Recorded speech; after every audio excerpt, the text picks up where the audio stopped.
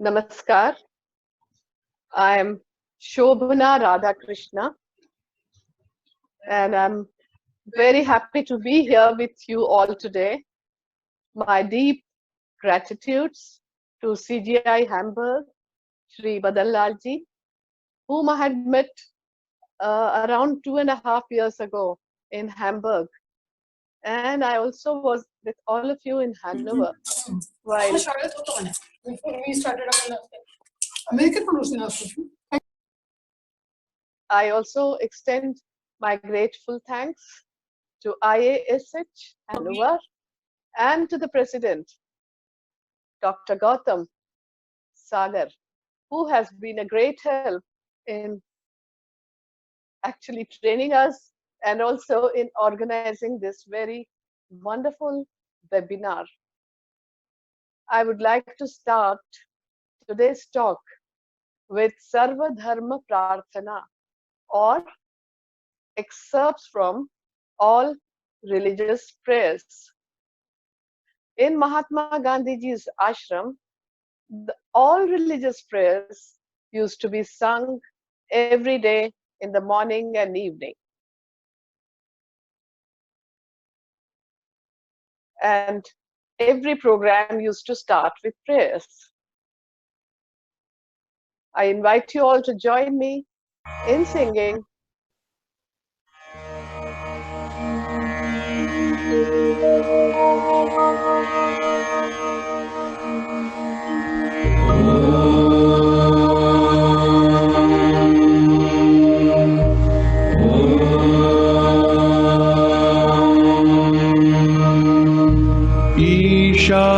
ईशावास्यमिदं सर्वं यत्किञ्च जगत्यां जगत् तेन त्यक्तेन भुञ्जीथाः मा गृधः कस्य स्विद्धनम्।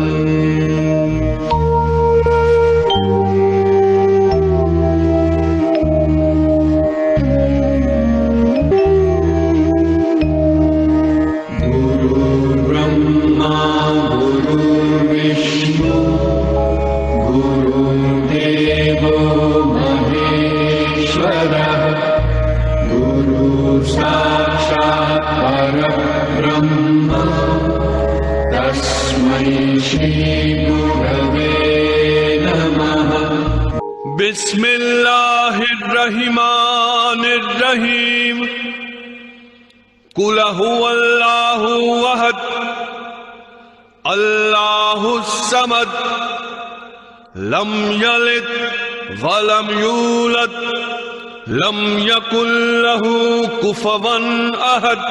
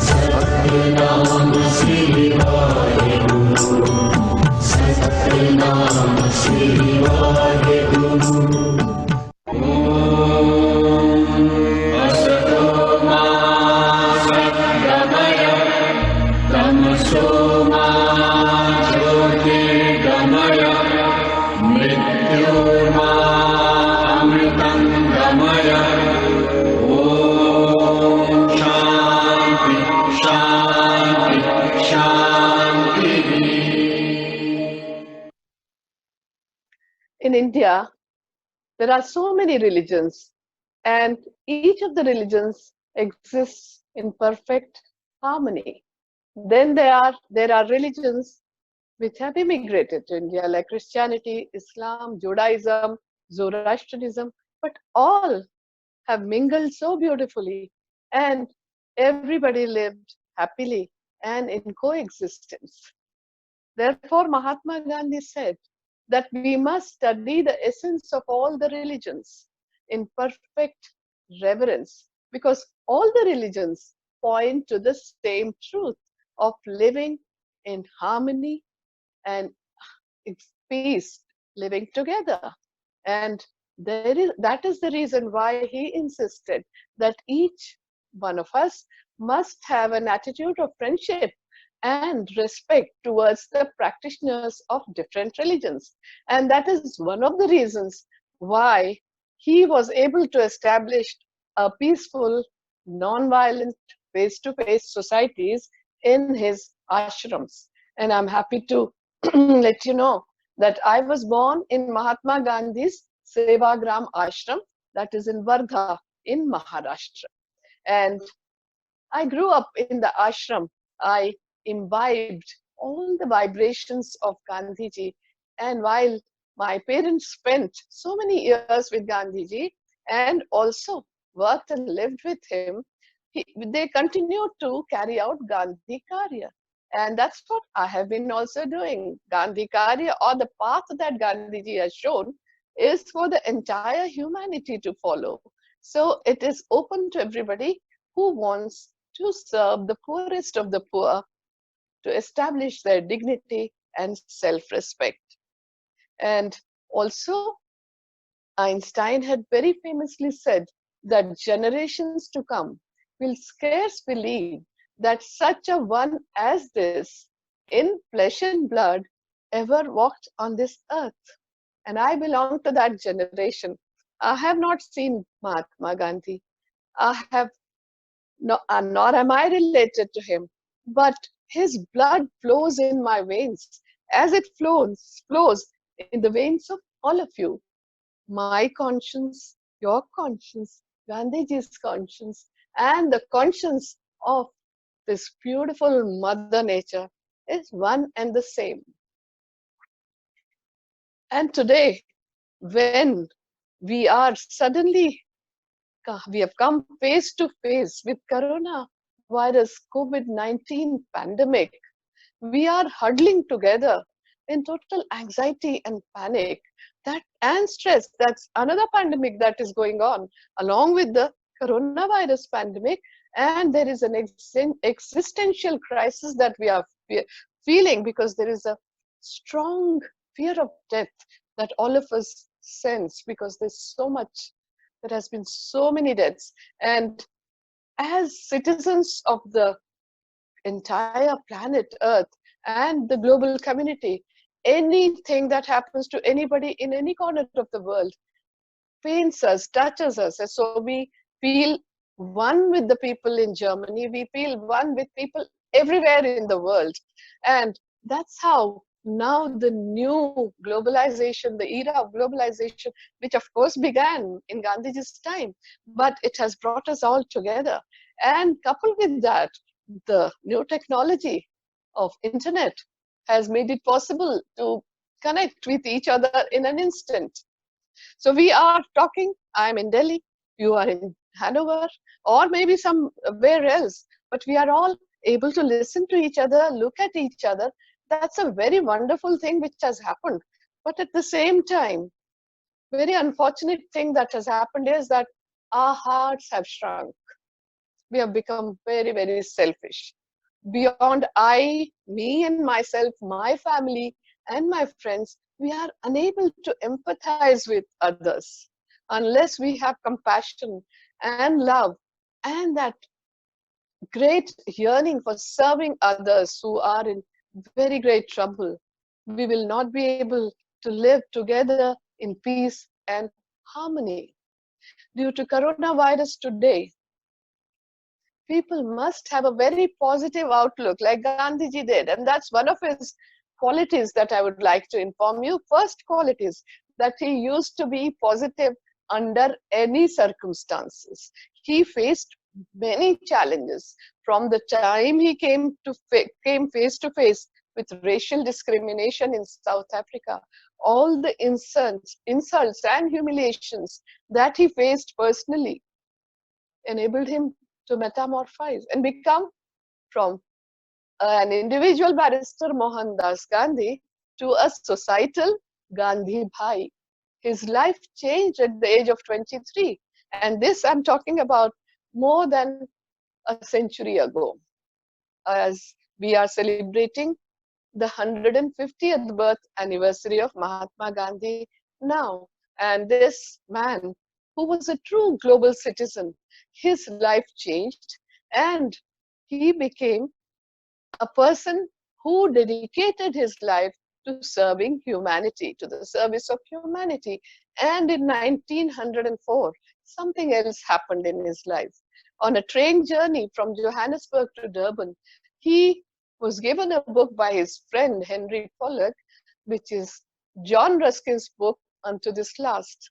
He read it overnight and decided to change his life completely from an individual barrister's life. He was living quite, he was earning very well, but he decided to just give up everything, go in for voluntary poverty, voluntary self-control, and lead a community life in the ashrams. So he established his first ashram, which is called the Phoenix Settlement in South Africa, and proceeded to establish four more such ashrams, 3 in India and 1 more in South Africa.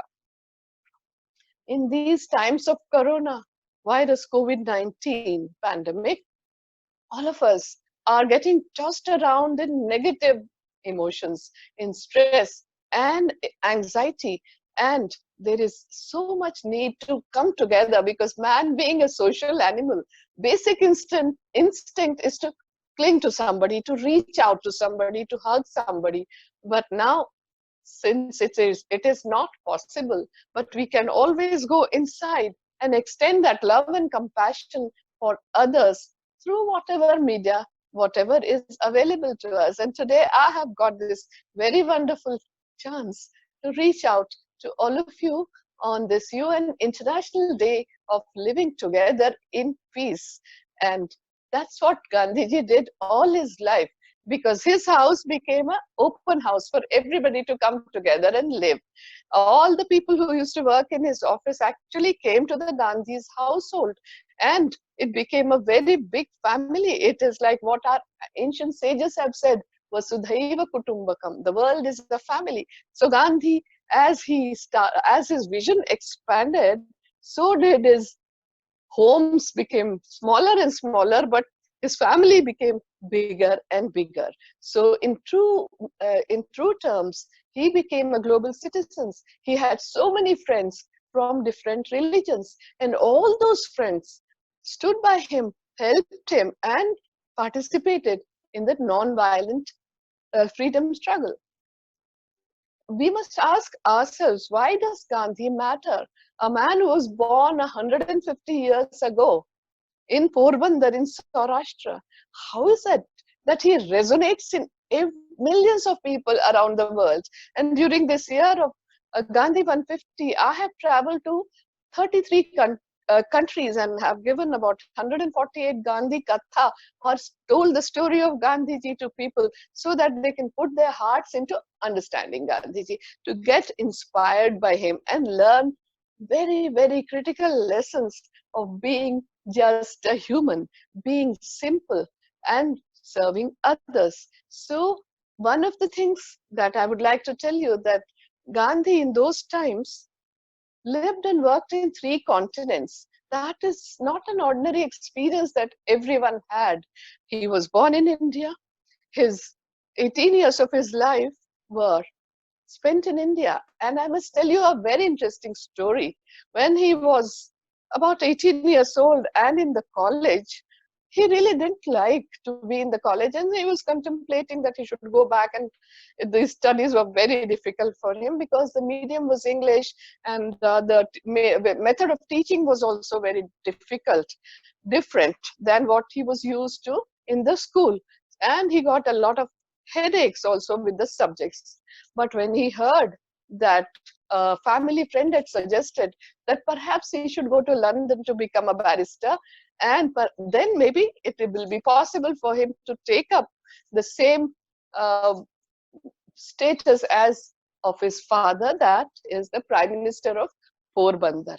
So he got very excited, not only because he wanted to go to the land of thinkers and philosophers. He was excited about going to uh, England, but he had to give a speech in the farewell speech in the college. And that was a very difficult thing for him because he was a very shy and timid person, just an ordinary person like you and me. But how did this very ordinary person transform himself to become an extraordinary person who embraced the entire humanity as one family is something interesting to know. So I would like to tell you that he wrote a speech and took it to the school, and it was fortunately reported in the Kathiawar Times of that day. And it said that I'm sure and I hope that, like me, thousands or hundreds of students would like to go abroad to study. But I would like to tell them to study very, very hard, work very hard, but come back to India to serve the motherland.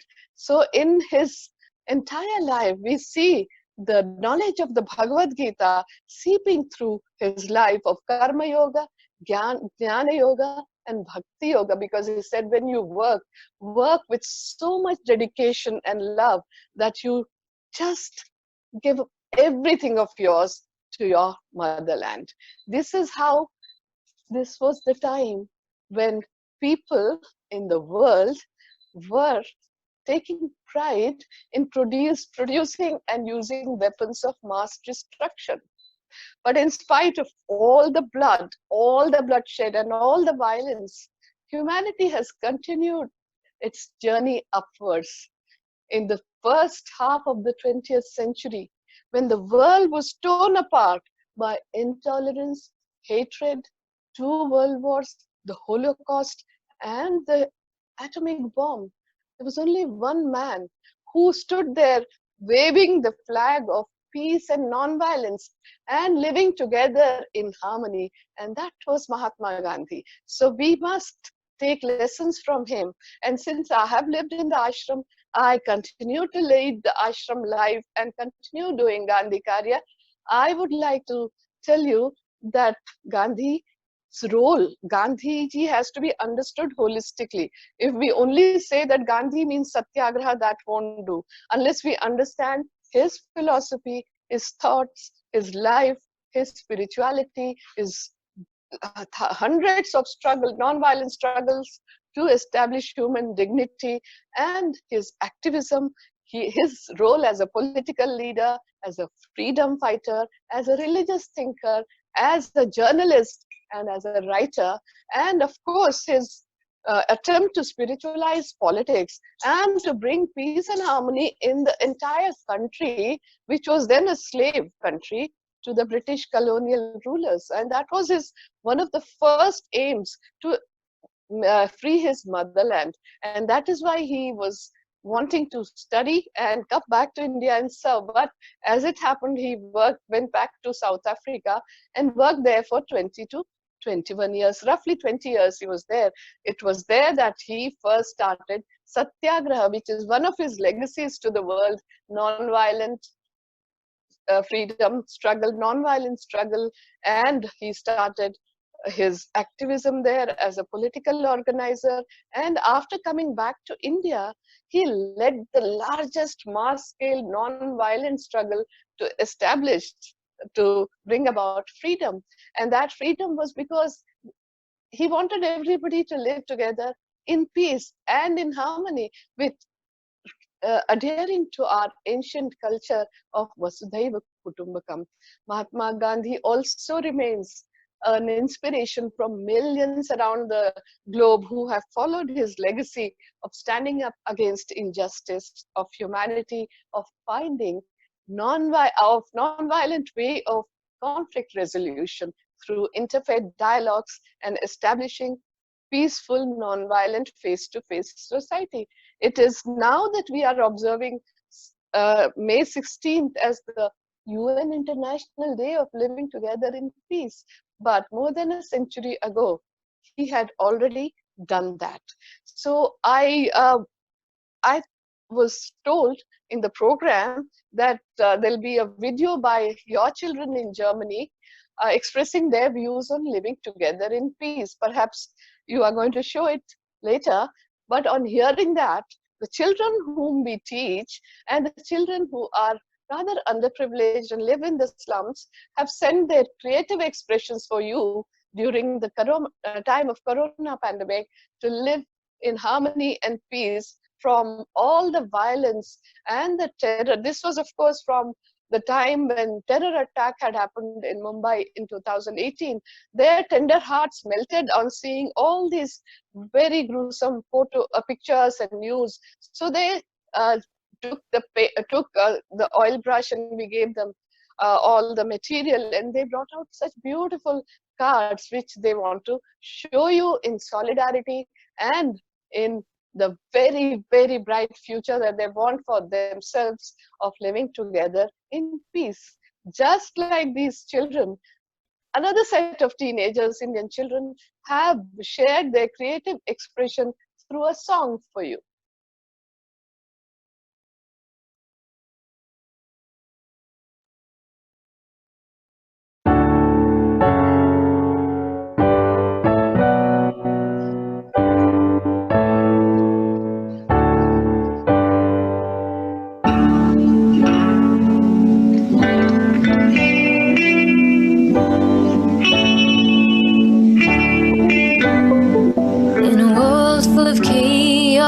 In a world full of noise, life flew by, but we forgot the word of joy. Beauty all around us began to fade, everything falling apart, but we carried on the same. But now we have time, now is the time to heal and grow. Let's do it together. Own our wounds, embrace our scars, back to our roots, but moving forward. Refresh our minds and come out stronger.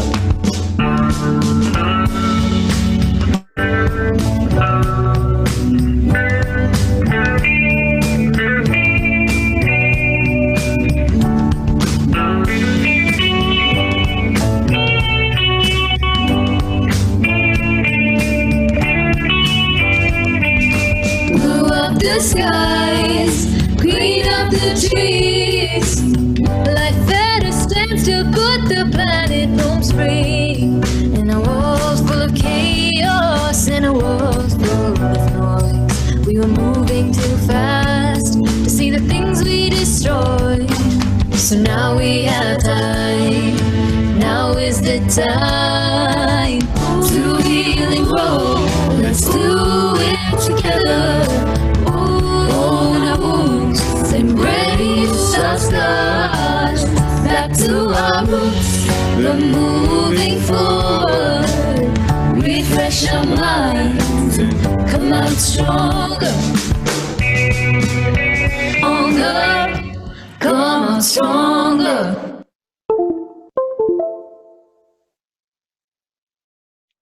That is what our children want from us. As you know, children do not listen to us. We say something and they just brush it aside most of the time, but they keenly observe us and they only do copy us. So it is our responsibility, a great responsibility rests on our shoulders. And that responsibility is of being a role model for the children. So are we really discharging our duties properly?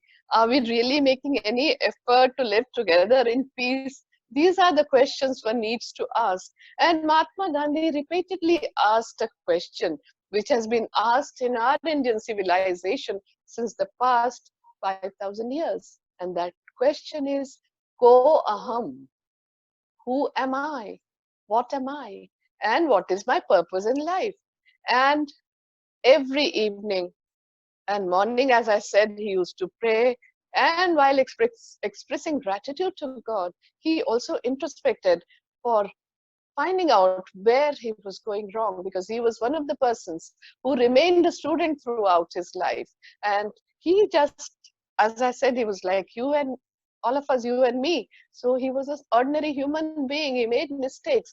But what was so different about Mahatma Gandhi, and which we should learn, is that he always learned from his mistakes. And he was the one who could identify his mistakes. That because even that is a very big challenge for humans to identify their mistakes in the first. If the mistake is made by somebody else, they are the first ones to point fingers without realizing that one finger points towards them.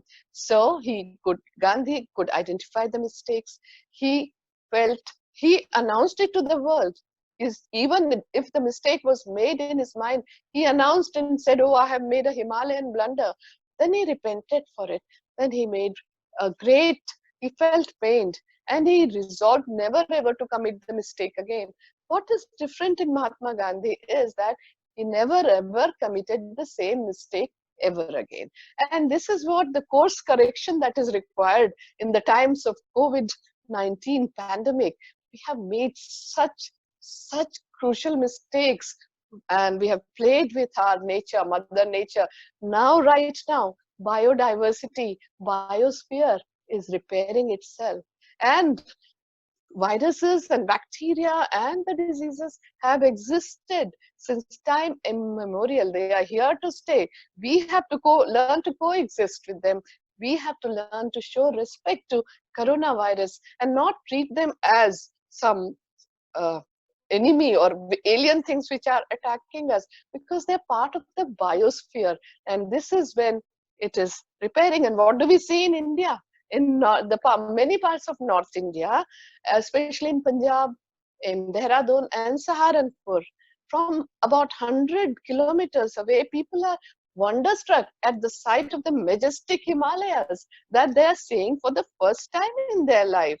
And pink pelicans have flocked to Mumbai. And also we see that in Lebanon, birds are flying freely. And in the African penguin waddled across to meet up the zoo inmate, orangutan in the primate section. So all these things are so wonderful. And in Delhi, especially where we all live, the air quality is so very bad, and all of us have really suffered, and already our respiratory systems are under strain. And now with the coronavirus COVID-19, it is attacking the respiratory system. So it's very critical that we learn how to breathe properly. And that's what Gandhiji said, that it is very important to have fresh access or have fresh air, water and food. And people must learn about their bodies. They must learn to take care of their bodies. They must stay healthy. They must be keep their routines such that they should not fall sick, and they should also learn to take care of their bodies themselves. There is no other person who's going to take care of our bodies. We are responsible for our well-being, and that well-being is not factory made or technology driven. We have to work for it. And this is the time when we are really able to connect internally as well as with others. Time to meditate, time to introspect, time to ask questions, and time to learn how to coexist with nature, because Gandhiji lived in harmony with nature, and it comes across in his environmental credo of living along in harmony with the nature, taking minimum resources, living in voluntary poverty, and living with whatever he had available locally. So all these things we'll have to learn. There is no need to reinvent, because he has already shown us how to do that. He was with us 72 years ago. So it's not that I'm talking about somebody who was very far away in history. He was there, maybe still it's very easy to learn from him. And I would also like to point out that very few people know how much Mahatma Gandhi and Kasturba Gandhi contributed to public health. I don't think many people know that they also came across outbreaks of plague, of bubonic, of course, plague, and Kushtarog, leprosy. But they served people without any fear and hesitation. They went into the front line and served people. And like what we are facing today in 2020, 1918 was the time of Spanish influenza. Mahatma Gandhi had returned to India in 1915, and he got headlong busy in conducting the freedom movement, a non-violent national freedom struggle. And then this pandemic came. So though he did not become sick with that, but he lost many people. His own daughter-in-law was lost in this Spanish influenza. At that time also, he was sick because of overwork and dysentery and other stomach-related problems. But he was very, very sure to tell people to quarantine themselves, maintain distance, to make sure that they somehow eat well, boost up their immune system, and these things which even he could understand so many more. I think it was when in 1918, more than 100 years ago. We have also to do that. So there is nothing different that he did, except that the magnitude has changed. Now we are talking about living together in peace and harmony. May we all live together in peace and harmony from wherever we are. But first, we must learn to live with, adjust with ourselves, then with each other, and then with the nature. Then we, since we are social animals, we have to live as a community. All the feelings of compassion and love that we can share, everything that we can do for each other, we must continue doing. Learning from Mahatma Gandhi in all this is very important, but my time is limited.